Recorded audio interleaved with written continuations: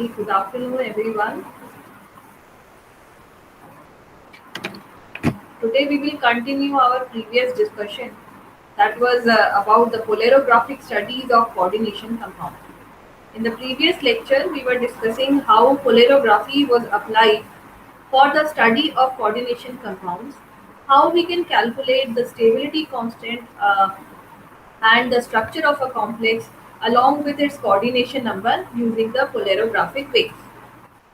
So, yesterday we were discussing about the stability constant determination from the reversible reduction. So for the reversible processes, we saw that they follow the Nernst equation, and for such processes, we were looking how we can calculate the different type of constant, how we can study the kinetics of the reaction. So we saw two types of system. First system was when only single ligand was involved, and only the formation of the ligand actually involves only one step. In the second type of complexes, we saw the complexes in which only one type of ligand is involved, and that ligand formation is taking place in a stepwise manner. So, in different steps, we have a different type of complexes involved for the same metal and ligand pair. So, we will continue that discussion about the complexes having the same ligand, but their concentration, their structure actually depends upon the ligand concentration. So, for such complexes, the earliest practical applications of the theoretical work of Deford and Hume, they studied such complexes and they studied the cadmium and zinc thiocyanate complexes. Similarly, Hume and co-workers they determined the half-wave potential of the cadmium ion in potassium nitrate thiocyanate mixture over the thiocyanate concentration range 0.1 to 2.0 m at a constant ionic strength of 2 m. So, as we know that for such complexes, when you vary the ligand concentration, the concentration of different species, different complex species involved in the formation of that complex during the different steps, it varies. When we change the ligand concentration, the concentration of particular species changes according to the concentration of ligand. So they find that this type of system it involves the four complex species, and they all were formed during the different steps. So what they did, they vary the concentration of thiocyanate within the range of 0.1 to 2 m, and the overall concentration was kept constant at 2 m. So, when such experiment was performed, the ligand concentration was continuously increased till the 2 molar, and then they observed the formation of four type of complexes when only one ligand is there, CDSCN plus, when two ligands are attached, CDSCN twice, then SCN thrice minus, and CDSCN 4 2 minus. So in these type of complexes, the cadmium is present in its plus 2 oxidation state, and the final complex that is going to be formed is cadmium tetrathiocyanato. So this is the final complex ion that is going to be formed. But the formation of this type of complex takes place through these three steps, these four steps, and for each of the steps, the stability constant were determined by the human co-workers. So they determined the stability constant for each of these species, and it was around 11, 56, 6, and 60. So finally, at the end of the experiment, the final complex were formed, and during the experiment, it has been seen that four different complex species were formed, and their concentration, their formation actually depends upon the concentration of the ligand. So, as they increase the concentration of the ligand, finally the number of the ligand in the coordination sphere it increases. Over this thiocyanate concentration range, when the concentration was changed from zero point 0.1 molar to 2 molar, the half wave potential was observed to change from this value to this value, minus 0.5724 volt to uh, 0.6646. So the half wave potential value here, it is shifted towards the more negative value, as we have seen that the complex formation shaped the polarographic wave towards the more negative side. So this was the change of half-wave potential during the formation of this thiocyanate cadmium complex, and the potential differences were measured against the standard calomel electrode. So correspondingly, there is decrease in the diffusion current. So the diffusion current decreases from 7.56 microampere to 7.03 microampere. So the half-wave potential was continuously shifting towards the more negative side, and the diffusion current was decreasing throughout the experiment. So, such small shift in the E half value, they demand very careful measurement. There is only a slight shift in the half wave potential. So, while performing the experiment, one needs to be very careful, and this can only satisfactorily be done by the use of manual equipment. So manual equipment should be used for such experiment, and utmost care should be taken while performing the experiment, because ultimately what we are going to measure, we need to get this change in the half wave potential, which is really small. So, in this case of the zinc complex, similar experiments were performed for the zinc complexes as well, and the shift of the potential was again very small, 0.99772 minus 1.079.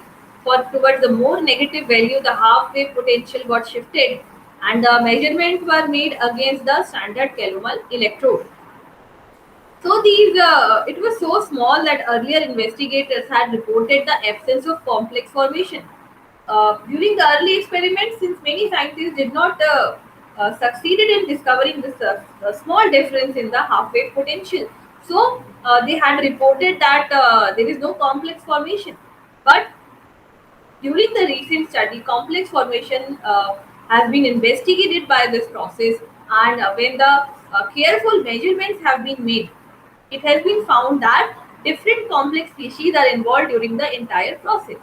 Similar studies were done for the cadmium azide system. Here, the azide is behaving like a ligand, and it was found that five different complex species exist. So the cadmium azide, pentaazide, it is the final complex ion, but it takes place during different steps. So the stepwise equilibrium and their corresponding stability constant, they were determined by the polarographic measurement. In the third category, two categories we have seen in the previous lecture. In the third category, we are going to see the formation of mixed ligand complexes.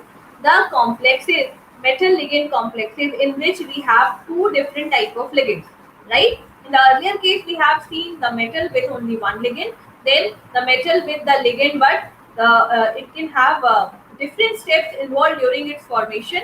Now we are going to see the third category, and third category is formation of mixed ligand complexes.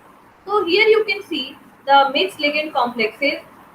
The metal ion is actually involving two ligands, X and Y, M plus IX plus JY.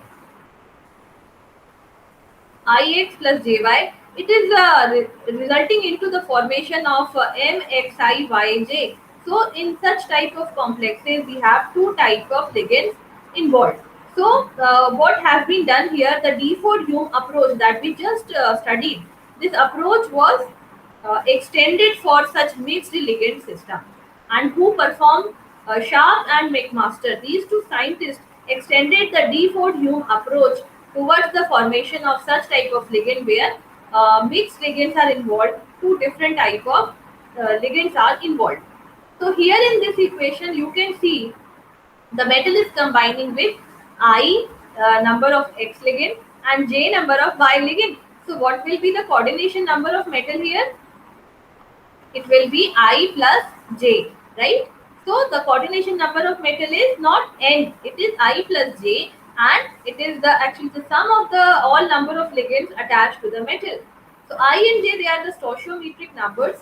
X and Y are different ligands, and we have just derived the D Hume expression. F is the function of ligand concentration. So the D Hume expression for F not X, it can be extended to a new function, that is f naught xy. In the earlier cases, we have seen only one ligand was involved, so the d Hume expression, d4 Hume expression was f naught x. X is the ligand concentration. Now we have two ligands, so we have to consider the concentration of both the ligands. So we have X, Y, and this could be to any number of the ligand could be involved. Like we can also have three types of ligand attached to the metal ion. We can have four types of ligand, five types of ligand. So that depends upon the coordination number of the metal. So we can have n number of ligand involved with the metal. So all the concentration terms for the ligands, they can be considered here, and the d4 Hume expression is extended for them. Now, by applying the similar equation, we can extend the d Hume expression, and for all the different type of ligands, we will calculate the stability constant up to the formation of the final complex. So we have performed this stepwise calculation, and we have seen that for each expression, what we do, we take the stability constant multiplied by the concentration of the two reactant upon the concentration of the product. So this expression, that anti-log of this NF upon RT delta E half plus log IM upon IC gamma M, this expression, this is my equation 14, it can be derived from the extension of D4 Hume expression, and it can be used for the calculation related to such type of systems in which different ligands are involved. Now, as before, each term in this equation, it is determinable except for the gamma m, which is included in the resultant equilibrium constant. So, for a total of the three bound ligands of the type X and Y, the factorization is done. Okay, so factorization is, you are considering each and every ligand here. So, and also you are considering that we have a stepwise formation of the ligand complex. So the complex is getting formed in different steps, and for each of the steps you have done the factorization of your function of ligand concentration. So f naught naught xy, this is actually the function of the concentration of two ligands involved, x and y. So when you do the factorization, what you will do, you will consider first the beta naught, that is at the initial equilibrium point when there is no reaction, then beta 01 when y has attached to the ligand, then beta 02 y square, two y's have attached, then beta 03 three y's have attached. Now for different number of y ligand this can be done, and similarly we will take the X ligand here. So first beta 20 is when you have start attaching the Y ligand, X ligand. So for X ligand again, beta 20, beta 21, Y X squared. So the similar extension can be done for the X ligand. So the entire expression you can divide it into two parts. In the first part, you are considering that X is coming towards the middle and Y is attaching at the later time, and in the second half of this expression, you are considering that the X is coming to the middle and Y is coming on the later time. So when you simplify this expression, after the simplification, what you get, you will get the equation 16. So, where for a given y is the concentration of Y ligand, A, B, C, D are the constants. The original graphical solution may be applied to the F naught naught data if the activity of one of the ligand is held constant. So, you have made an assumption here. You have made activity of one ligand constant. So, here the activity of Y becomes constant.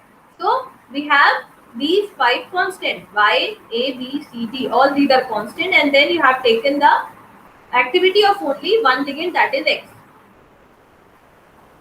and the other is varied. So one ligand concentration activity is fixed and other ligand's concentration is varying. So you came to have this equation 16 after all the simplifications. So now let us see different type of such systems. So the first we have for a copper cadmium ethylene diamine oxalate system. So here in place of cadmium we can also have copper. So the two ligand involved here are ethylene diamine and oxalate ligand. These are our X and Y in this system. So the oxalate concentration was held constant. the oxalate concentration is held constant, while that of the ethylene diamine was varying. So X is my ethylene diamine and Y is the oxalate. So I put Y constant and varying the X. So in such type of system, the cadmium EN-ox system, the possible complexes could be cadmium EN-ox, that is one X and one Y, they are attached to the metal. Then two X and one Y attached to the metal, and two X, two Y, they are attached to the metal. So there are these three possibilities in such type of system. So value of A and D, like in the earlier slide we have seen, we have four constant here, sorry, five constant here. So one constant is the ligand concentration, that we have put constant, that is the concentration of oxalate. Then we have A, B, C, D. We have these four constant as well. So we need to determine their concentration as well. For the value of A and D, how we can get them? We can derive these values from the studies of simple cadmium EN and cadmium OX system. So we take individual ligands here, and then we can determine the individual values of A and D. D was obtained graphically from the F10 function, and it is defined by this equation. So from this equation, we can calculate the value of B. So what is F10? F10 is actually F10. F00 is when you are taking the concentration of both the ligand, that is the function, and F10 is when you are taking the concentration of one ligand constant. So that is my F10. So from this F10, when you have put the concentration of En constant, you will calculate the value of B. So when you plot the F10 against En concentration, that is my X. When you plot F10 against X, uh, against the X value. So we have seen such graphs in the earlier lecture. What you get is the slope of your line actually gives you the stability constant. The C is given by F20 function. So F20 is it's expressed by this equation. So from this equation you can get the value of C. So again you plot a graph, and the slope of that graph will become the value of your C. So when you get all the constant A, B, C, D, and then the ligand concentration that you have already put constant, the knowledge of C, the mixed complex stability constant can be calculated. Like beta 21 can be calculated. These are the different stability constant involved during the different steps. But in order to determine B11 and B12, B must be evaluated for at least two different oxalate concentrations.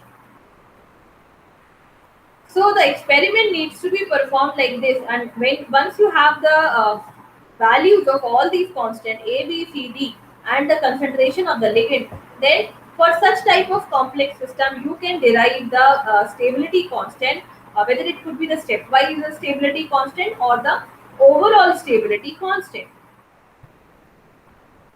So that was the determination of stability constant for the reversible systems, for the reversible waves, which are following the Nernst equation. But we know that there are some systems which are irreversible in nature. And in that case, what should we do? How to perform the polarographic experiment and how to extract the information from the polarographic wave. So how we can calculate the stability constant data from the irreversible wave? So there are essentially two approaches to the determination of the stability constant from irreversible waves. These two are what they involve the use, and on the other hand, of diffusion current measurement and the half wave potential data on the other. So we can by using that we can obtain the stability constant data from the irreversible wave as well. So you can use the current measurement and you can use the half wave potential data. These two approaches can be applied. In the majority of the cases, a process of competition for a ligand by metal studied and the indicator ion is used. So what is the competition for a ligand by metal? The metal when preferably select a ligand among so many available ligands, then how easily it selects one ligand, that is the competition. And then that indicator ion is used for entire study. So we can have two approaches here. First is the use of current measurement, and second is the use of potential data. So let us see the first approach in which we are getting the data for irreversible waves. So we are using the current measurement here. So it is usually assumed that the diffusion coefficient of the various species in solution, they do not differ to any great extent from one another. And the limiting current is what is independent of the ligand concentration. So if my diffusion coefficient, they are all similar in their values, they are not varying so much and they do not differ from each other. So if all the diffusion coefficients are near to each other, then what will happen? The ligand current, it will become independent, the limiting current, it will become independent of the ligand concentration. So there should be a measurable difference between the diffusion coefficient of the metal and its complexes. So in that case only you are able to determine their stability constant by polarography.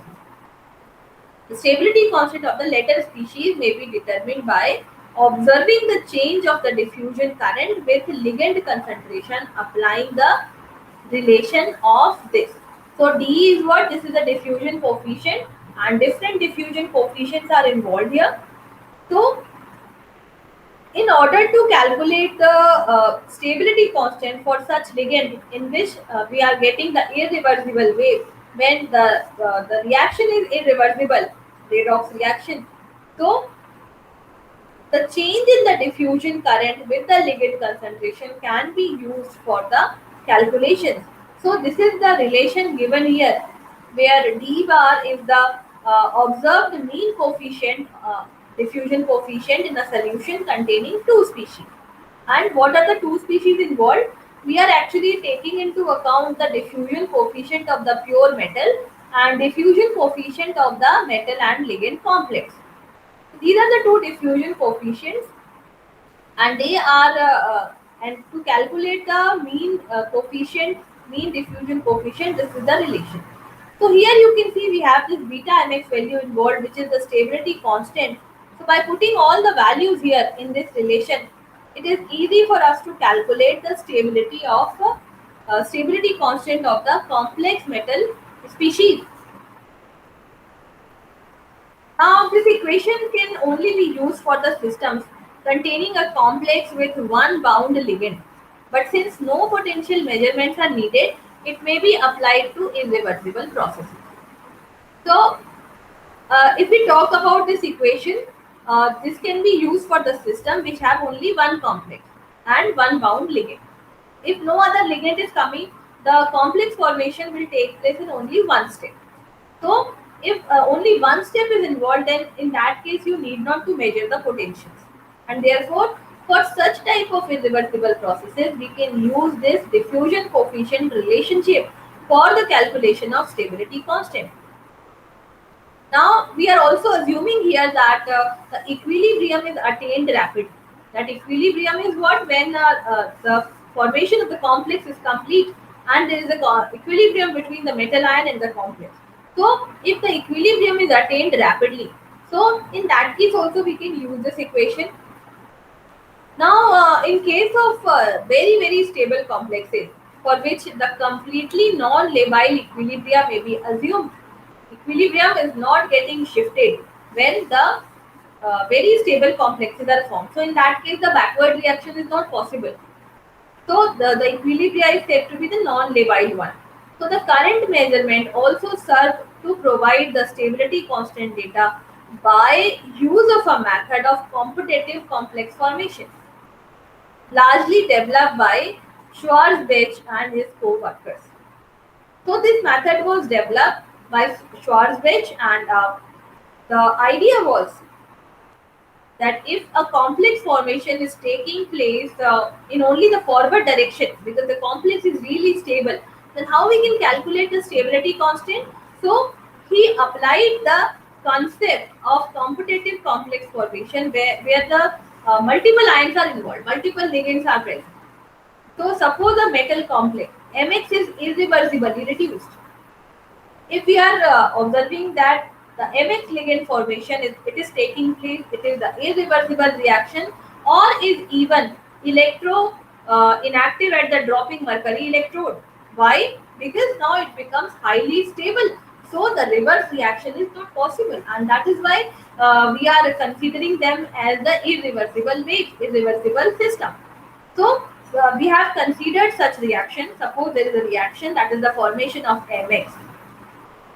Now, in order that the stability constant of Mx may be determined, it is necessary to have access to the complex Nx, whose stability constant is known.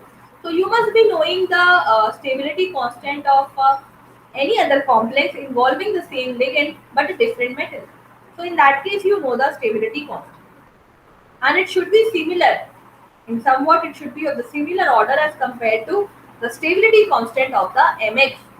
So that data should be available to us. So the wave for the uncomplexed N must be reversible, occur at more positive potential than that of the M, and it should be undetectable in the presence of NX when N and X are present together in the equivalent concentration. So the competitive ion that we are taking here, the N metal ion that we are taking, uh, it should have a reversible nature, and its potential should be more positive in its free state as compared to the our metal M that is under consideration, and it should be detectable in the presence of it should be undetectable in the presence of NX. When we have NX, then what will happen? The X will combine to the N and not M. So M is my metal under consideration. This is the method of competitive complex formation. So we have taken two metals M and N. I need to calculate the stability constant of Mx, and one that is the so stable complex that its formation is irreversible. But in case of Nx, if Nx is present, due to its more positive potential, it will get reduced first and it will combine with the X. So my the wave due to M ion, that will be undetectable in the presence of Nx. So this is method of competitive complex formation. So briefly, here is the reaction whenever we have this NX present in the system. What will happen? Due to more competitive nature of M, because the MX formation is irreversible and the backward reaction is not possible, this reaction will be drawn towards the forward direction, and the stable MX complex will be formed. But what happens when the NX is there, when the free N is here, due to its more positive, more electropositive electrode potential, the wave due to M will not be detected. So briefly, the experimental procedure is what? Experimental procedure involves polarograms are obtained for N in both the presence and absence of X. So you get the polarogram, that is the polarographic wave for N and for uh, NX. So in the free state of N metal and in the complexed NX. So you get the polarographic wave for that. Then a measured quantity of M is now added, which competes for the ligand X, some of which it abstracts from the previously formed NX, finally setting up the equilibrium. This equilibrium will be set. So first you take a solution of metal N and you get the polarogram. Then you add X ligand to it and the NX is formed, and then you get the polarogram of it. So in the polarographic wave, you will see the shift in the more negative direction. Half wave potential will be shift, and that shift will indicate you the stability constant of my complex NX. Now we will add a small quantity of M, that is obviously it should be calculated one, and when the M is added in the calculated amount, this will do what? This will form Mx and it will replace the N from the NX complex. So why this is so? Because the Mx complex is so stable that it will form, and the M will compete with N for the ligand X. So by this action, the ions of N are liberated. Here you can see at the equilibrium, N ions are free and the reduction waves are observed for both N and NX. Both heights are directly proportional to the concentrations. So we will see later on this thing in the figure. So both the heights of the polarographic wave, they are proportional to the concentration, and by observing the above conditions, Therefore, M and X do not interfere. That of the MX might well appear after that of the hydrogen. So, after performing the experiment, the equilibrium constant for the reaction it can be given by this type of expression. So, this expression you can if you have the concentration of N, if you have concentration of M, and if you have the diffusion currents, these are the diffusion currents. So, if you have all these values, you can calculate the equilibrium constant for this reaction. This reaction you can calculate it, and it is actually the ratio of the two equilibrium constant. One is for the formation of NX and another is for the formation of MX. So by indirect measurements in this way, you can calculate the equilibrium constant for the individual reactions, that is N plus X is equal to NX and M plus X is equal to MX. Because for NX we know and for MX we want to calculate. In the second method, in the first method of this current measurement, we are measuring the current, and after getting the diffusion current, we have determined the stability constant, that is the equilibrium constant. So when Knx is known, Kmx is determinable. This technique has been used by Schwarzbach and Sandera in the studies of vanadium complexes with ethylene diamine tetraacetic acid. So you know that whenever the complex formation takes place with EDTA. Now EDTA is what? It is a chelating ligand, and whenever a metal combines with the EDTA complex, this complex is so stable that reversible reaction is not possible. This is a type of irreversible reaction. So when such irreversible reaction is taking place, so in that case, the Schwarzbach he applied this concept of competitive ions, and he was doing this study for vanadium. So he used the copper as the indicator ion. So in this type of study, our M that is the metal ion under study, it was vanadium. Our N that is the indicator ion, it was copper, and the ligand used was EDTA. So Mx being what? Na2VOY and Nx is Na2CY. So why is the ligand? Y is my ligand. So the Mx and Nx are actually what? Na2VOY and Nx is Na2CY. Many metals have been employed as the auxiliary cation in this method.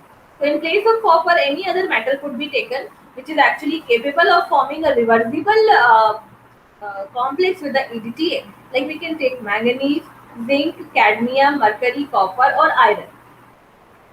They can be used in the determination of the stability constant of amino polycarboxylate complexes of many metal ions including the lanthanides. So this method is really important. That is the method of competitive ions for the determination related to irreversible waves.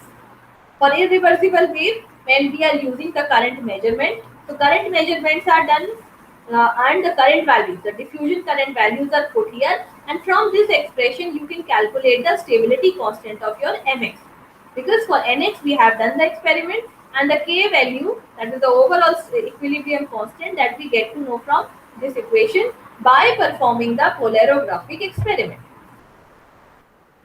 So this is the polarogram. So you can see here A is the polarogram of metal N. Here you can see the metal N polarogram. This is a polarographic wave. Now the distance from the baseline to the peak, this IN is actually proportional to Cn. This is my diffusion current. Then in the second diagram you can see the polarogram of complex ion NX. For NX, this polarogram is actually shifted. It is shifted in this direction, and the shift is actually due to formation of this complex NX. In the diagram C, superposition of the wave due to N upon that of the NX on addition of metal ion N. When you add metal ion N, what happens? There is superposition of wave, first wave on the second wave. So you get what? Segmented polarographic wave. The first part is due to N, second is due to NX. So when you measure these currents IN and IB, this is the current IB, you put these two values in the equation that we have just seen, and by putting these values you also have the concentration of N and concentration of NH. So by putting all these values, you can calculate the overall stability constant, and after that you can calculate the stability constant for the formation of my Mx. The second method is use of potential data. So in the first method, we have seen that we are measuring the diffusion current. We are applying the method of competitive ions, and then we are calculating the stability constant. That is for a irreversible system. Now, in the second method, we can use the potential data.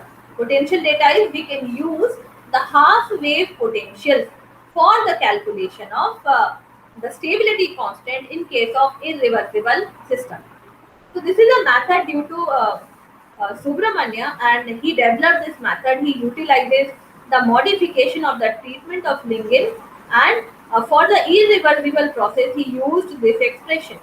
As we know that for irreversible process, you cannot apply Nernst equation. So this expression was used, and it was by using the modified Herovsky-Ilkovic equation for the irreversible reduction. They derived this equation. So this equation is actually incorporating the half-wave potential, and alpha factor is introduced here. This alpha, this is basically what? This is the form of Nernst equation, but they applied a modification in the form of alpha. So this is a modified Herovsky-Ilkovic equation for the irreversible reduction. So here you can see EdE is equal to E half RT upon alpha NF into ln I upon ID minus I. When you rearrange it, you will put this quantity here, and after the rearrangement, you can derive this equation 24. So for which alpha n was evaluated, you need to evaluate the alpha n.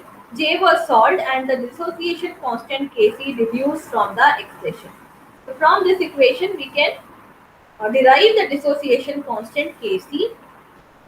This method was applied to the study of mono, di and triethanol amines of iron, cadmium, nickel, cobalt, copper, lead and zinc at 30 degrees Celsius in alkaline medium. So these all type of complexes, they have been studied by using the potential data. They all are what? Obviously, they will be the irreversible systems, irreversible chemical reaction. Now, among all these complexes, a few of the mono and diethanol amine compounds, they are reversible in nature. But triethanol amine complexes, they are invariably irreversible. So, when you study the mono, di, and triethanol amines, the mono and di initially you can use the, the method for reversible reactions, but the triethanol amine complexes, they are essentially what? They are forming by irreversible process. So they are highly stable complexes, and such type of approach in which we are measuring the half wave potential data, this can be used for calculating the stability constant for such system. So this reaction was performed in the alkaline media at 30 degrees Celsius temperature. But at higher pH value, when the medium becomes more alkaline, when the pH becomes even high, then OH minus, NH3 and CO3 minus, that is hydroxide ion, ammonia and carbonate. When these are the ligands, they tend to enter the complex at higher pH. And by variation of the concentration of these species, if you vary their concentration with a constant amount of complexing agent in the base solution, some of these additional species have been identified and their dissociation constants are calculated. So you can introduce more ligands into the coordination sphere by changing the pH, and in that case also you can calculate the dissociation constant, or you can say the stability constant of each of the species. However, the success of the method relies upon reversibility of the simple ion. So in equation 24, we have seen that our simple metal ion is, it should be reversible in nature. So if the simple ion if the formation of the simple and should be reversible in nature, then only this method will be successful. The condition giving a constant value of alpha so that it was inapplicable to cobalt and nickel, although the formula of the complex including mixed ligand complexes were reduced. So after the experiment for the cobalt and nickel, the value of alpha was constant and it was including the mixed ligand complexes, it was shown by their structural formula. So these are the references used for the preparation of this lecture. So by now we have completed how the polarography is studied for the uh, uh, polarography is used for the study of metal coordination complexes. We have seen different types of complexes. We have seen the metal ligand complex in which only one ligand is involved. Then we have seen the homoleptic complexes of different types in which the stepwise formation of the complex takes place. Then we study the complexes in which we have mixed ligand system, and at the end we saw what is the process to study if my complex formation reaction is irreversible in nature. So that is all from my side. Thank you so much for joining.